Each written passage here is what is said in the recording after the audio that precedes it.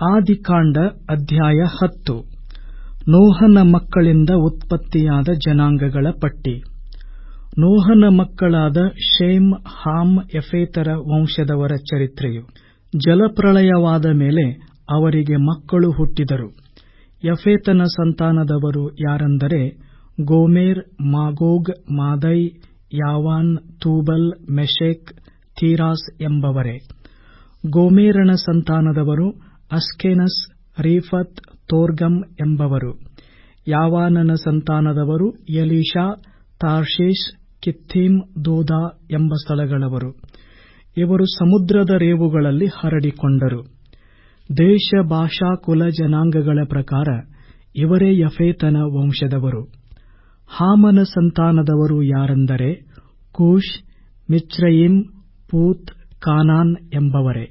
ಕೂಷನ ಸಂತಾನದವರು ಸೇಬಾ, ಹವೀಲ್, Sabtah, Raamah, ಸಬ್ತಕ ಎಂಬ ಜನಾಂಗಗಳು.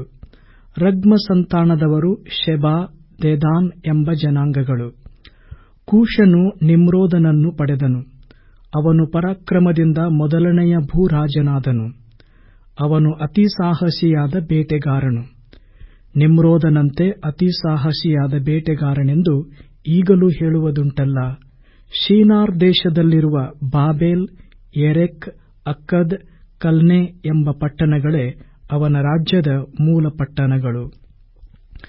ಅವನು ಆ ದೇಶದಿಂದ ಹೊರಟು ಅಶ್ಶೂರ್ ದೇಶಕ್ಕೆ ಬಂದು ನಿನೆವೆ, ರೆಹಬೋತೀರ್, ಕೆಲಹ ಎಂಬ ಪಟ್ಟಣಗಳನ್ನು, ನಿನೆವೆಗೂ ಕೆಲಹಕ್ಕೂ ನಡುವೆ ಇರುವ ರೇಸೆನ್ ಪಟ್ಟಣವನ್ನು ಕಟ್ಟಿಸಿದನು. ಇವೆಲ್ಲ ಒಟ್ಟಾಗಿ ಮಹಾಪಟ್ಟಣವೆಂದು ಪ್ರಸಿದ್ಧವಾಗಿದೆ. ಮಿಚ್ರಯಿಮ್ಯರಿಂದ ಲುದ್ಯರು, ಅಣಾಮ್ಯರು, ಲೆಹಾಬ್ಯರು, ನಪ್ತೂಹ್ಯರು, ಪತ್ರುಶ್ಯರು, ಕಸ್ಲೂಹ್ಯರು, ಕಪ್ತೋರ್ಯರು ಹುಟ್ಟಿದರು. ಕಸ್ಲೂಹ್ಯರ ಬಳಿಯಿಂದ ಫಿಲಿಷ್ಟಿಯರು ಹೊರಟು ಬಂದರು. ಕಾನಾನ್ ವಂಶದಲ್ಲಿ ಮೊದಲು ಹುಟ್ಟಿದವನು ಸೀದೋನ್. ಆಮೇಲೆ ಹೇತ್ ಹುಟ್ಟಿದನು. ಇದಲ್ಲದೆ ಯಬೂಸಿಯರು, ಅಮೋರಿಯರು, ಗಿರ್ಗಾಷಿಯರು, ಹಿವ್ವಿಯರು, ಅರ್ಕಿಯರು, ಸೀನಿಯರು, ಅರ್ವಾದಿಯರು, ಚೆಮಾರಿಯರು, ಹಮಾತಿಯರು ಕಾನಾನನಿಂದ ಹುಟ್ಟಿದರು. ಕಾಲಕ್ರಮದಿಂದ ಈ ಕಾನಾನ್ ಕುಲಗಳವರು ಹರಡಿಕೊಂಡರು. ಕಾನಾನ್ಯರ ಸೀಮೆಯು ಸೀದೋನ್ ಪಟ್ಟಣದಿಂದ ಗೆರಾರಿಗೆ ಹೋಗುವ ದಾರಿಯಲ್ಲಿರುವ ಗಾಜಾ ಪಟ್ಟಣದವರೆಗೂ ಮತ್ತು ಸೊದೋಮ್, ಗೊಮೋರ್, ಅದ್ಮಾ, ಚೆಬೋಯಿಮ್ ಎಂಬ ಪಟ್ಟಣಗಳಿಗೆ ಹೋಗುವ ದಾರಿಯಲ್ಲಿರುವ ಲೇಷಾ ಊರಿನವರೆಗೂ ಇತ್ತು. ಕುಲ, ಭಾಷಾ, ದೇಶ, ಜನಾಂಗಗಳ ಪ್ರಕಾರ ಇವರೇ ಹಾಮನ ವಂಶದವರು. ಇಬ್ರಿಯರೆಲ್ಲರಿಗೆ ಮೂಲ ಪುರುಷನೂ ಯಫೇತನ ಅಣ್ಣನೂ ಆಗಿದ್ದ ಶೇಮನಿಗೆ ಸಹ ಸಂತಾನವಾಯಿತು. ಶೇಮನ ಸಂತಾನದವರು ಏಲಾಮ್, ಅಶ್ಶೂರ್, ಅರ್ಪಕ್ಷದ, ಲೂದ್, ಅರಾಮ್ ಎಂಬವರೇ. ಅರಾಮ್ ಸಂತಾನದವರು ಊಸ್, ಹೂಲ್, ಗೆಥೆರ್, ಮಷ್ ಎಂಬವರೇ.